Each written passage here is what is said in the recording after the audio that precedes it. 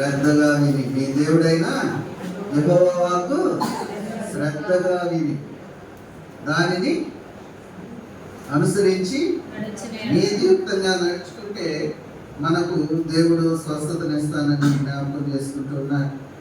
అంతేకాకుండా యోహాను సువార్త 9వ అధ్యాయం 7వ వచనం మనం చూస్తే,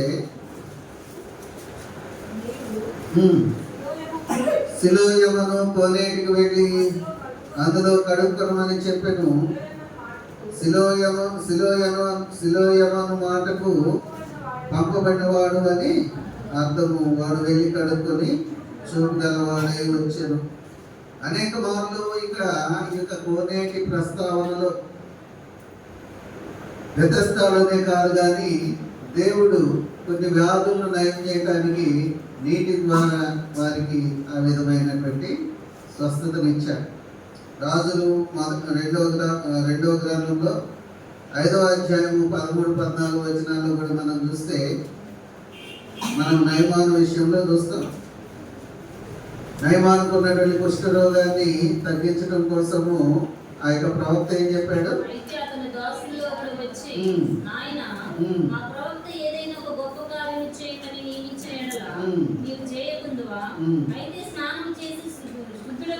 మాట దానికంటే మేలు కదా అని చెప్పినప్పుడు అతడు పోయి దైవజనుడు చెప్పినట్లు యోర్దాను నదిలో 7 మార్లు మునగగా అతని దేహము పసిపిల్ల దేహము వలెనై అతడు శుద్ధుడాయెను. కాబట్టి ఈ యొక్క కోనేరు లేదా కొన్ని సందర్భాల్లో ప్రవక్తల మాటను బట్టి యోర్దాను నదిలోను, యేసు ప్రభువు పంపబడినటువంటి ఆ యొక్క సిలోయం అనేటువంటి కోనేటిలోను, అదేవిధంగా ఇక బెతెస్దా కోనేటిలో కూడా ఆయా సమయంలో ఒక దేవదూత వచ్చి నీరు కదిలించడం ద్వారా స్వస్థతలు కలుగుతున్నాయి. కాబట్టి అక్కడ ఎంతోమంది వ్యాధిగ్రస్తులు ఆ మండపంలో రోగులు, గుడ్డివారు, కూర్చువారు, పోషకాలు చేతులు గలవారు గుంపులుగా పడి ఉండేవి. అక్కడ 38 ఏళ్ల నుండి వ్యాధి గల ఒక మనుష్యుడు ఉండెను. ఈ యొక్క వ్యాధి ఏంటి అన్నది మనకి 7వ వచనంలో మనకు కనబడుతుంది. 7వ వచనం మనం చూస్తే యోహాను సువార్త, ఆ రోగి, అయ్యా నీళ్లు కదలింపబడినప్పుడు నన్ను కోనేటిలోనికి దించుటకు నాకు ఎవడునూ లేడు కనుక నేను వచ్చినంతలో నాకంటే మరి అక్కడ ముందుగా దిగునని ఆయనకు ఉత్తరం ఇచ్చాను. ఇక్కడ ఈ యొక్క వ్యక్తి యొక్క జీవితంలో తనంతటా తాను పోయి ఆ యొక్క కోనేటిలోనికి దిగలేనటువంటి ఒక పరిస్థితిలో ఉన్నాడు. పోనీ అక్కడ ఉన్నటువంటి వారిలో కూడా అనేక మంది ఆ విధంగా ఉండవచ్చు. వారి బంధువులు ఉంటారేమో. వారు సమయం కోసం కనిపెట్టుకుంటా ఆ యొక్క కోనేటి దగ్గర కూర్చున్నారు. వారి యొక్క ఉద్దేశం ఏంటంటే ఎప్పుడు నీళ్లు కదలింపబడితే అప్పుడు ఆ యొక్క కోనేటిలో దిగాల, స్వస్థత పొందుకుని వెళ్ళిపోవాలి. కానీ ఈ యొక్క రోగి పర్టికులర్గా 38 సంవత్సరముల నుండి ఆ కోనేటి దగ్గరే పడి ఉన్నాడు తప్ప ఏ ఒక్క రోజు కూడా ఆ నీళ్లు కదలింపబడినప్పుడు స్వస్థత పొందుకున్నటువంటి పరిస్థితి లేదు. కారణం అడుగుతుంటే మాత్రం చాలా కారణాలు చెబుతూ ఉన్నాడు. తన యొక్క అసహాయతను గురించి చెబుతున్నాడు. తను ఎవరు కూడా హెల్ప్ చేసేవారు లేరు కాబట్టి ఈ విధమైనటువంటి స్థితిలో ఉన్నానని చెప్పుకుంటున్నాడు తప్ప తనకు తానుగా ఏదైనా ఒక ప్రయత్నం చేస్తుంటే 35 సంవత్సరాల టైం అనేది మామూలు విషయం కాదు. యేసు ప్రభు కంటే పెద్దవాడు రోగంలో.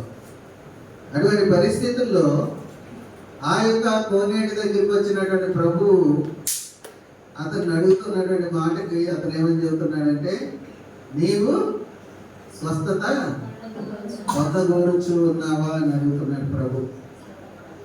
నీవు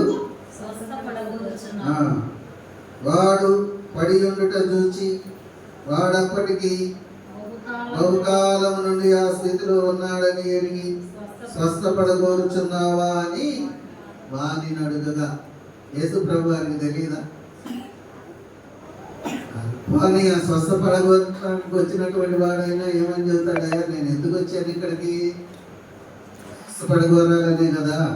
కానీ నాకంటే ముందుగా ఎవరో ఒకరు ఆ యొక్క అవకాశాన్ని పొందుకుంటున్నారు. నేను మాత్రము హెల్ప్లెస్గా ఇక్కడే పడి ఉన్నానని చెబుతున్నాను. ఈరోజు ప్రభు మన యొక్క జీవితంలో ఇన్ని సంవత్సరాల కాలంలో ఆయన యొక్క కృప చొప్పున మనకి ఇచ్చినటువంటి అవకాశాలను మనం వినియోగించుకోలేనప్పుడు ఒకవేళ ప్రభు మనల్ని అడిగితే మనం ఏం చెబుతాం? యేసు ప్రభు యెహోవా దేవుడు అడుగుతా ఉన్నాడు, ఆదామా నువ్వు ఎందుకు ఆ పండు తిన్నావంటే ఆదాం ఏం చెప్పాడు?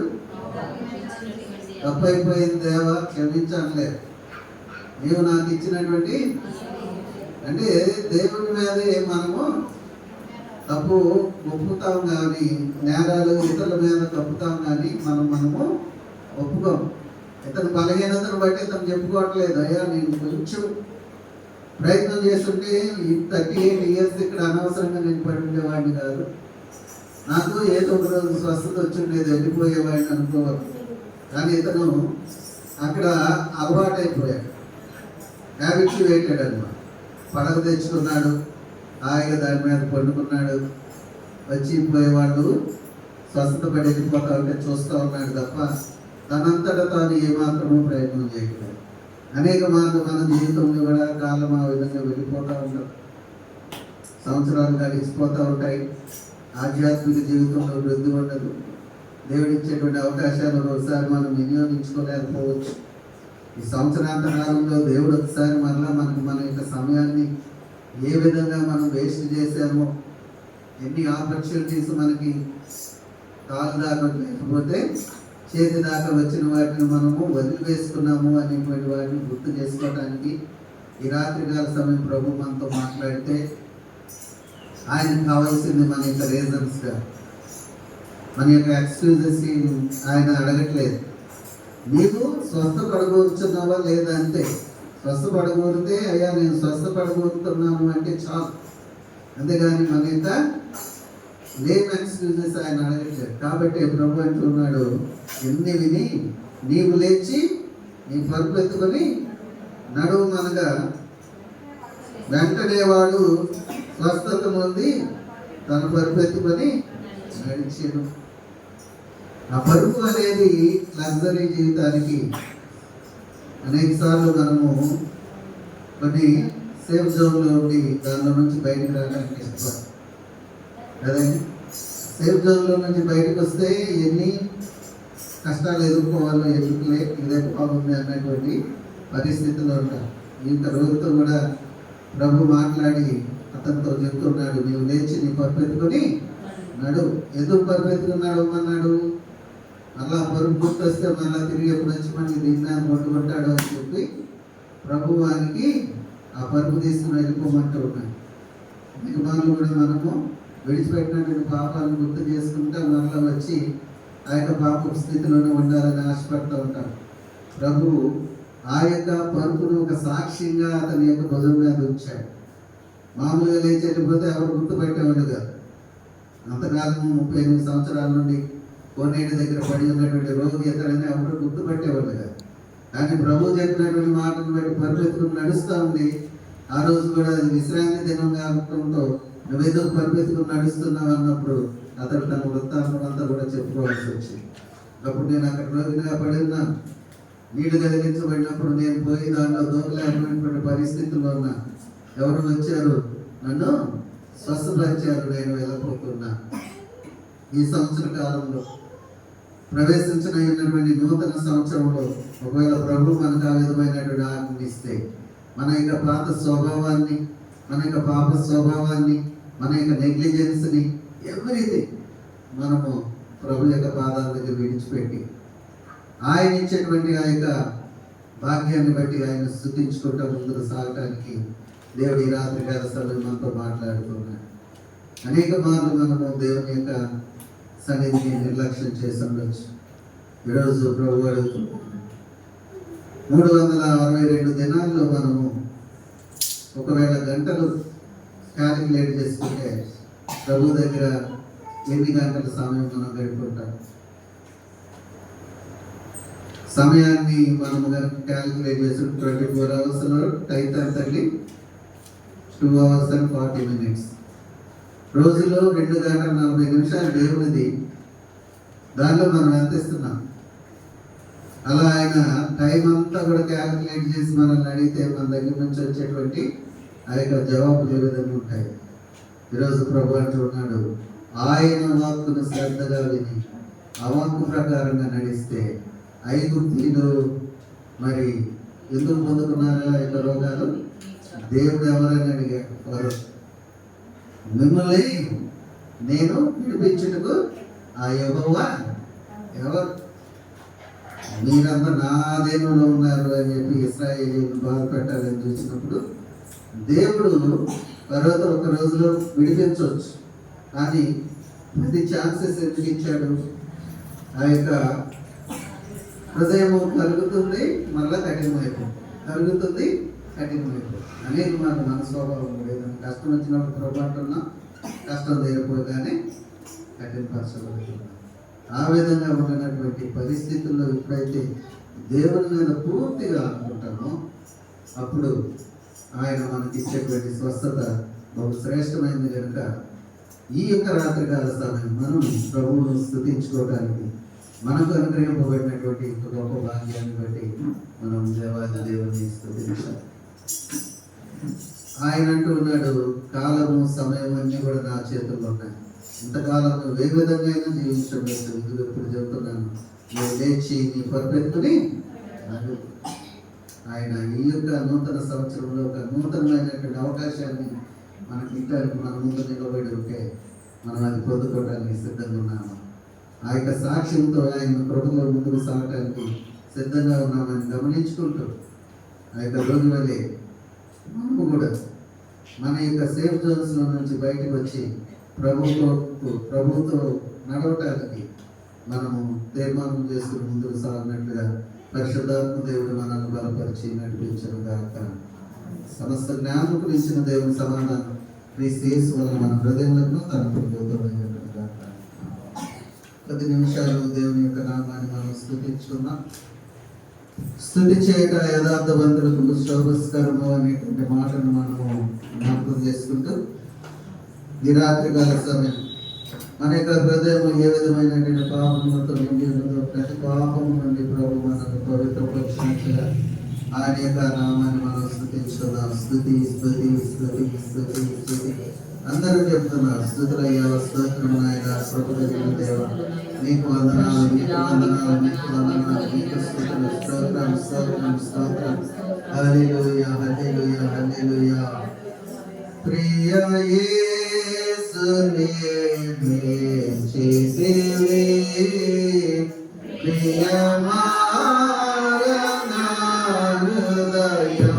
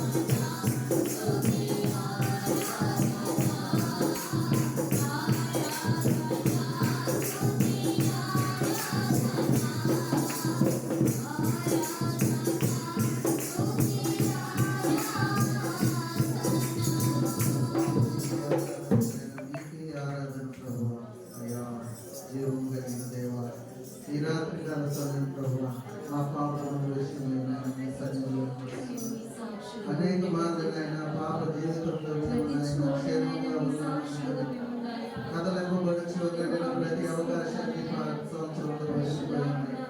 స్వస్థపడలేకపోయాము, ఆశీర్వాదాలు పొందుకోలేకపోయాము, ఈ సన్నిధి కనబడుతున్న అనుభవించలేకపోయాము. ఈ రాత్రి కాల సమయంలో స్వస్థ పొందబోతున్నాము అని అడుగుతూ ఉండగా, అయ్యా నేను స్వస్థ పొందబోతున్నాము అంటాను. మీకు మా యొక్క నా తండ్రి ప్రభు అయ్యా ఎక్స్క్యూజెస్ కాకుండా మీ ప్రభు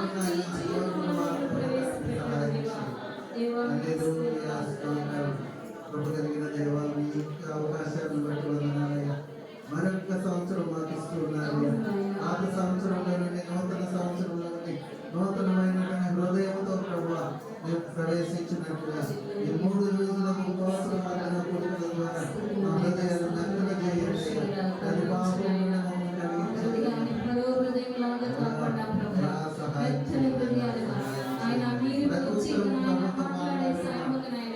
దేవదూతలు నేను కదిలించినప్పుడు ప్రభా ఆయన ఎన్ని ఆ నెలలో ఎవరైతే విన్నారో వాళ్ళు స్వస్థపడిన మేము కూడా నాయన మీరు ఇచ్చిన అవకాశాన్ని పోగొట్టుకోకుండా ప్రభా నాయన మా రోగ జీవితాన్ని మా పాత జీవితాన్ని నాయన అడుగుకొని శుద్ధి చేసుకొని నాయన నూతన హృదయంతో మీ సన్నిధిలో పడే వారిగా మమ్మల్ని చేయండి దేవా. దేవా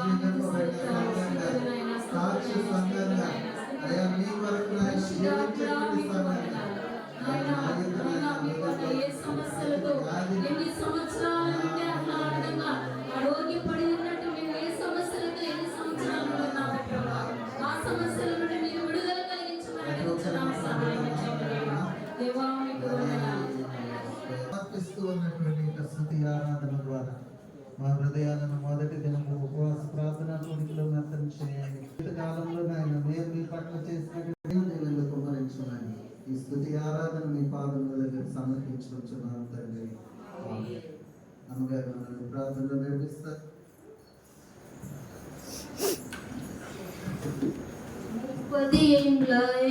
38 ఏండ్ల నుండి రోగి ఒకడు స్వస్థత పొందలేక పడి ఉండేనక్కడ.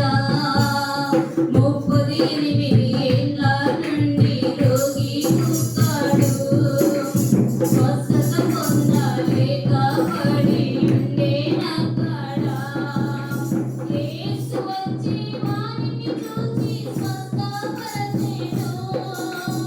యేసు వచ్చి వారిని చూసి స్వస్థపరచెను. యెరూషలేములో గొర్రెల కాపరుల దగ్గర బేతెస్దా కోనేరు కలదు. అందు మండపములైదు చెట్టు కలవు. యెరూషలేములో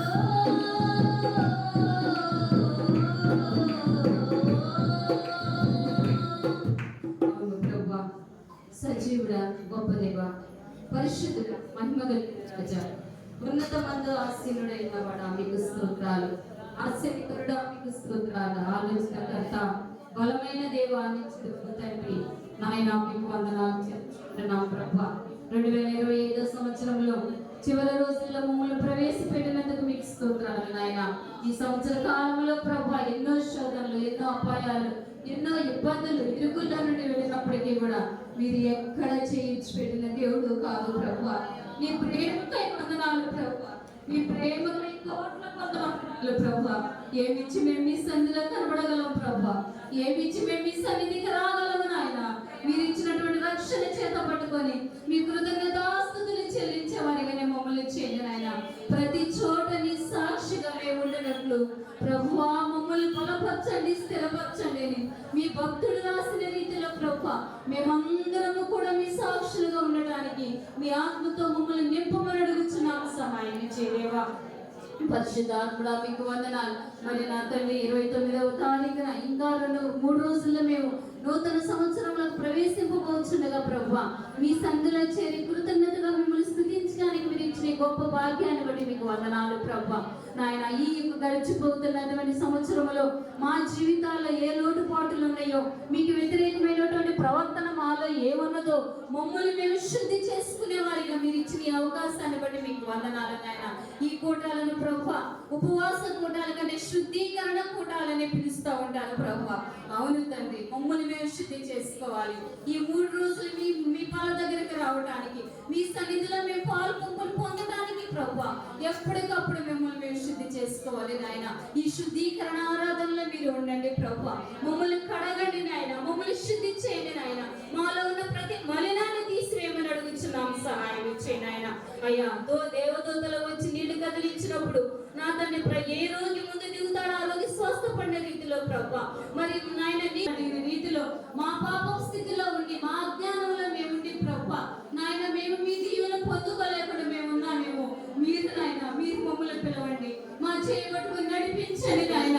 దేవా మీకు వందనాలు ప్రభు. మరలా స్థితిలోకి మేము వెళ్ళకుండా ప్రభు నాయన మాకు సంపూర్ణటువంటి నాయన దీవెనలు మీరు అనుగ్రహించమని అడుగుతున్నాం, సహాయం ఇచ్చేయండి అయ్యా. అయ్యా మీరు పిలిస్తే రాకుండా ఉండలేము కదా ప్రభు. దయగలిగిన తండ్రి మా అంతటికి మేమైతే రాలేకపోతున్నాం ప్రభు. ఆ రోజు ఏ విధంగా రాలేకపోయాడు 38 సంవత్సరాల నుండి మేము కూడా రాలేము ప్రభు. మీరు పిలవండి, మీరు పిలవండి నాయన. మీరు స్వస్థత ఇవ్వండి నాయన. మా హృదయాన్ని శుద్ధి చేయండి ప్రభు. దీవెనలతో నింపండి నాయన. మీ పరిశుద్ధాత్మతో మా హృదయాన్ని నింపమని అడుగుతున్నాం, సహాయం చేయండి దేవా. గొప్ప దేవా మీకు వందనాలు. పరిశుద్ధాత్ముడా మీకు వందనాలు. మీ సన్నిధిని మేము పోగొట్టుకోకుండా ఉండేవారిగా చేయండి నాయన. దేవా మీ సన్నిధిలో ప్రభు నిత్యము కనబడుతూ మిమ్మల్ని స్తుతిస్తూ మహిమపరుస్తూ ఉండేటువంటి జీవితాలు మీరు మాకు అనుగ్రహించండి నాయన. అప్పుడు ఐగుప్తీలు కలిగినటువంటి నాయన రోగాలలో ఏ రోగము మీకు రాదని వాగ్దానం చేస్తున్నాం. వాగ్దానం చేసిన దేవుడు మీరయ్యా. నమ్ముట మామూలనైతే మీకు సమస్తము సాధ్యము, సమస్తము చేయగలిగిన దేవుడివి. మీ కార్యాలు చేయగలిగిన దేవుడు, అద్భుత కార్యాలు చేయగలిగిన దేవుడివి, ఆశ్చర్య కార్యాలు చేయగలిగిన దేవుడివి. గొప్ప దేవుడు ప్రభు. ఏమని వర్ణించగలం నాయన మిమ్మల్ని. దేవా మీకు స్తోత్రాలు. మా గొప్ప నాయన మీకు వందనాలు. మీ స్వరాన్ని విని ఏ విధంగా రావాలో ప్రభు మీరు మాకు బోధించినందుకు మీకు స్తోత్రాలు చెల్లించుకుంటున్నాం. దయగలిగిన తండ్రి మీకు వందనాలు చెల్లించుకుంటున్నాం అయ్యా నాయన. మరి రేపు ఎల్లుండి కూడా జరిగే ఒక బిడ్డని పేరు పేరు వస్తున్న మీరు ఆశీర్వదించండి నాయన. ప్రతి కుటుంబంలో ఏ అవసరతలోనే అవసరతలు మీరు తీర్చండి నాయన. రాలేక వెనకబడిపోవచ్చిన బిడ్డలను కూడా మీరు మాట్లాడండి, మీరు కట్టి లేపండి, మీ సన్నిధికి నడిపించుకురండి నాయన.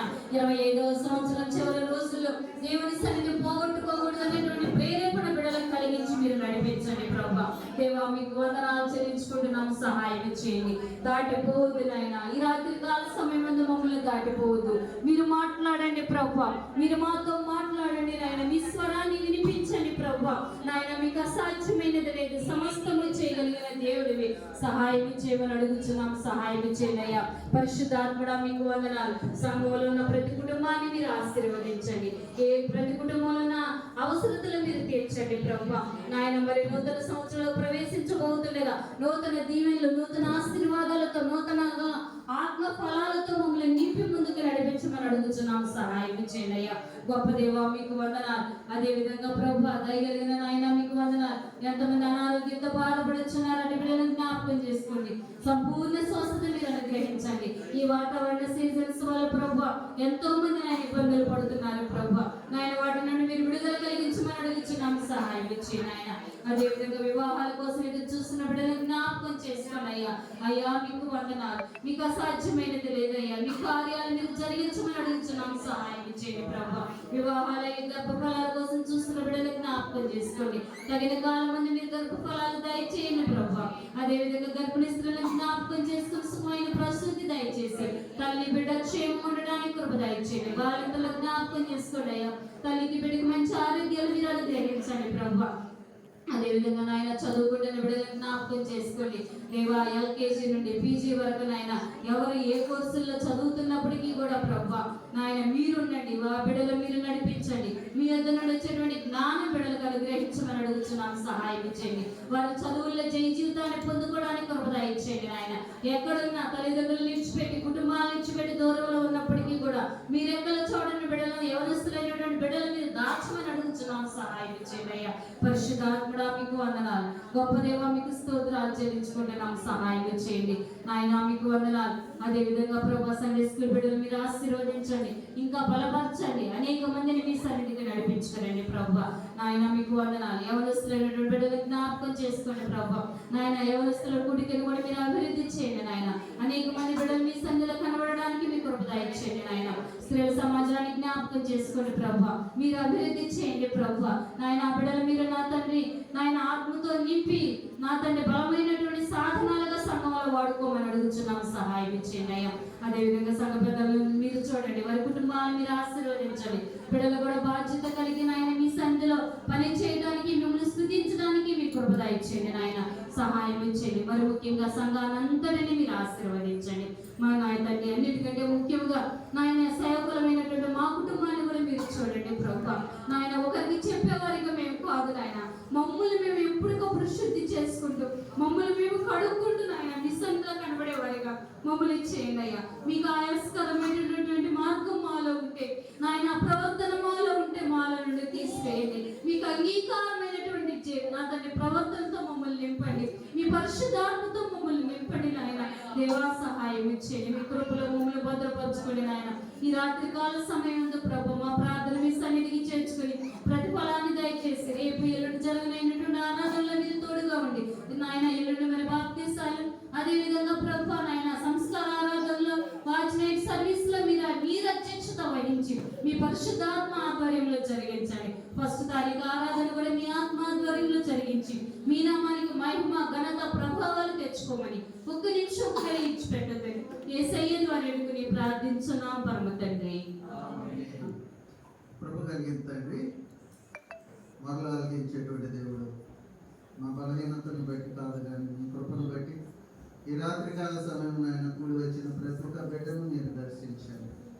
వారి హృదయంలో మీతో చేసుకునేటువంటి ఒప్పందాన్ని ఆయన స్థిరపరిచి నూతనమైనటువంటి హృదయములతో నూతన సంవత్సరంలోకి అయా నూతన బలముతో నూతన ప్రభుత్వం ఆయన ముందుకు సాగటానికి మమ్మల్ని అందరినీ బలపరిచి నడిపించి ఈ రాత్రికాలకు విశ్రాంతి దయచేయండి. ఉదయకాలం చురుకైన మెలుపుతో మిమ్మల్ని స్తుతించి ఆరాధించడానికి కృప దయచేయండి. రాలేక వెనుకబడుతూ ఉన్నటువంటి బిడ్డలు రేపటి దినమున ఆయన మీ సన్నిధిలోకి వచ్చి మిమ్మల్ని ఆరాధించి మహిమపరచుకొని కృప చూడండి. ప్రతి ఒక్క బిడ్డను ఆయన సంఘంలో ఉన్నటువంటి బిడ్డలను ఆయన మీ సన్నిధిలో జ్ఞాపకం చేసుకుంది. ఈ మా మనవుడు మా ప్రభును ప్రియరక్షకుడు యేసుక్రీస్తు వారి శ్రేష్టమైన నామములో మిక్కిలి వినయంతో అడిగి వేడుకొంచున్నాం పరమ తండ్రి, ఆమేన్. పరలోకమందున్న మా తండ్రి, మీ రాజ్యము వచ్చును గాక, మీ చిత్త పరలోకమందు నెరవేర్చినట్లు భూమి యందు నెరవేరును గాక. మానదినాహారం నేడు మాకు దయచేయండి. మా ఇళ్ళ అపరాధం చేసిన వారిని మేము క్షమించిన ప్రకారం మా అపరాధం క్షమించు. శోధనలను ఏకాదశిని తప్పించుము. రాజ్యము శక్తి మహిమ మీరే ఉన్నారు తండ్రి, ఆమేన్. సెలవు గీతం పాడుకుందాం. నీ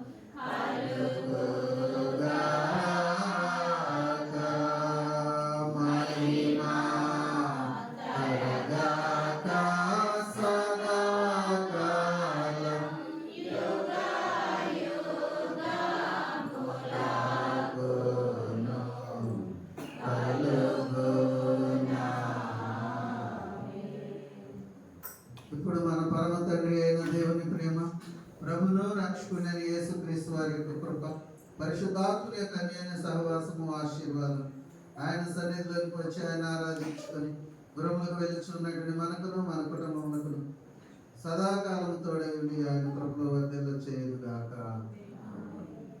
జీవమాయహోవా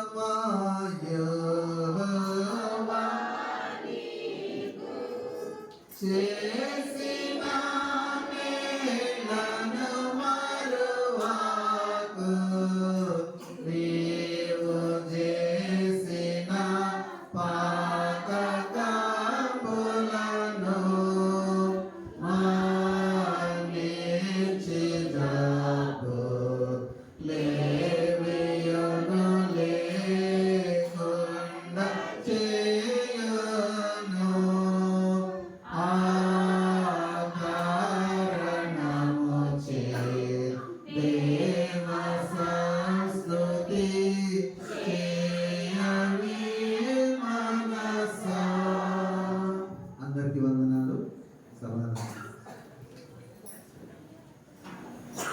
ఆమేన్.